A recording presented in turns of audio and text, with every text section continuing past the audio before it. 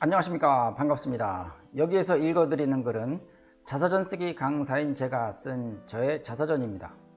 책 제목은 자서전 쓰기 강사가 쓴 자서전이고요. 제가 살아온 이야기를 담은 책입니다. 이 글을 읽어드리는 데는 이유가 있습니다.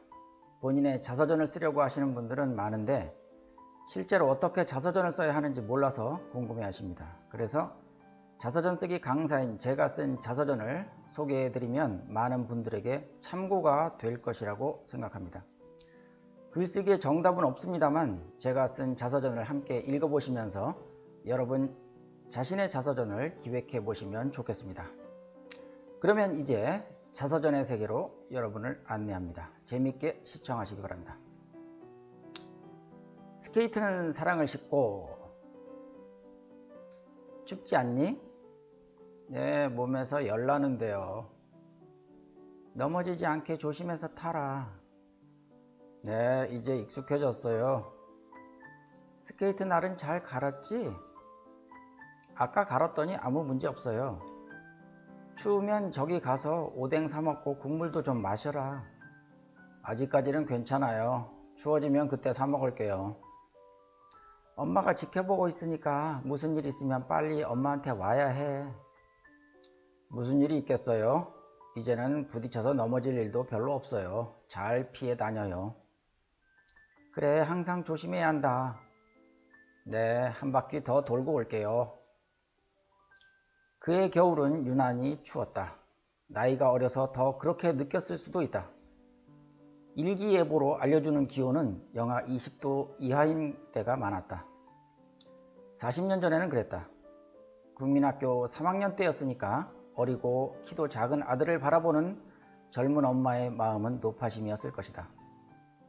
학교 운동장에 스케이트장을 만든다는 계획을 누가 세웠는지는 모르겠으나 그해 겨울에 우리 학교의 운동장은 스케이트장이 되었다. 겨울이 다가오기 전 선생님은 학생들에게 지원자 신청을 받았다. 학교에 스케이트장을 만들 것이니 신청자는 돈을 내고 회원권을 받으라는 것이었다. 인근 사설 스케이트장과 비교해도 저렴한 가격을 내세웠기에 나를 포함해 많은 아이들이 신청했다. 우리는 스케이트장이 학교 운동장에 만들어지는 신기한 과정을 구경하는 재미까지 누릴 수 있었다. 어느 날 굴착기가 운동장 바닥을 커다란 원 모양으로 파내기 시작했다. 전체 모양은 올림픽 경기장의 육상 트랙과 같았고 트랙 가장자리에는 불룩하게 둔덕을 만들어 모양을 만들었다. 그 위에 거대한 비닐을 겹겹이 쌓으며 펼쳐나갔다. 그 작업이 마무리된 후에는 물을 쏟아붓기 시작했다. 한도 끝도 없이 물을 쏟아부었다. 그 넓은 운동장을 물로 다 채웠으니 어마어마한 양이 쓰였을 것이다. 하루가 지나고 이틀이 지나고 나와 친구들은 그 물이 어떻게 변하는지 지켜보았다. 그렇게 며칠이 지난 후 물은 얼음으로 변해 있었다. 아이들은 신나서 펄쩍펄쩍 뛰면서 좋아했다. 우리 학교에 스케이트장이 생기다니. 영하 20도를 오르내리는 날씨는 학교 운동장을 스케이트장으로 바꾸어 놓았던 것이다. 처음으로 신어보는 스케이트는 영 불편해서 그걸 신고 똑바로 서 있기도 쉽지 않았다. 똑바로 서 있으려고 해도 발목이 좌우로 사정없이 꺾였다. 앞으로 나아가기는커녕 중심 잡기도 어려웠으니 시원시원하게 달리는 형들을 보고 있노라면 한없이 부러웠다. 나도 언젠가는 저 형들처럼 잘 타게 될 날이 있을 거야. 어깨너머로 배운 기본기가 오죽했을까마는 그래도 날이 지날수록 조금씩 실력이 늘어나는 것을 알 수 있었다. 트랙을 돌 때는 한 방향으로 도니까 서로 부딪힐 일이 거의 없지만 트랙 안쪽에서 자유롭게 연습할 때는 서로 다른 방향에서 오는 친구들과 부딪힐 일이 많았다. 그렇게 부딪히고 넘어지며 실력이 조금씩 나아졌다. 하루는 스케이트를 타고 있는데 어디선가 조그마한 모터가 맹렬히 돌아가는 듯한 소리가 들려왔다. 머리 위가 아니라 저 멀리 떨어진 하늘 위에서 나는 소리였다. 우리는 일제히 그곳을 쳐다보았다. 유선으로 조종하는 비행기가 하늘을 날고 있었다. 그 비행기를 보고 있노라니 얼마나 황홀했는지. 조립식 장난감을 무척이나 좋아하던 나는 그 황홀한 광경에 넋을 잃고 말았다. 저 비행기를 조종하는 사람은 정말 행복하겠다. 나도 갖고 싶다. 가질 수는 없으나 보고 있는 것만으로도 행복했다.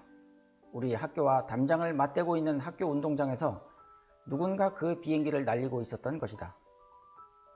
담장으로 가려져 있어서 그 주인공이 누구인지 보이진 않았지만 부잣집 아들임이 분명했다. 성인이 된 지금도 유년의 기억들은 빛나는 아름다움으로 남아있다. 작년에 드론을 구입했던 것은 아마도 이러한 유년의 기억들이 동기로 작용한 것이라고 말해야 할 것 같다.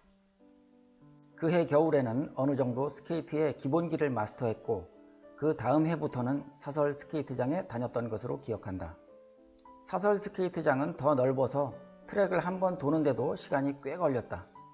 물론 사설 스케이트장이 훨씬 좋고 편리하기는 했지만 내게 더 강렬한 인상으로 남아있는 유년의 기억들은 모두 학교 운동장 스케이트장을 배경으로 한 것이다. 영하 20도라는 기록적인 한파에도 아랑곳하지 않고 어머니들은 아이들이 놀고 있는 학교 스케이트장을 떠나지 않았다.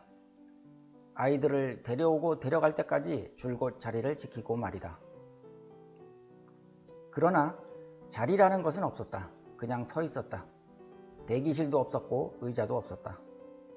그냥 겨울바람을 온몸으로 맞으며 5시간이든 6시간이든 아이들이 지쳐서 더 탈 수 없다고 할 때까지 마냥 기다렸다. 어머니들 왜 춥지 않았겠는가?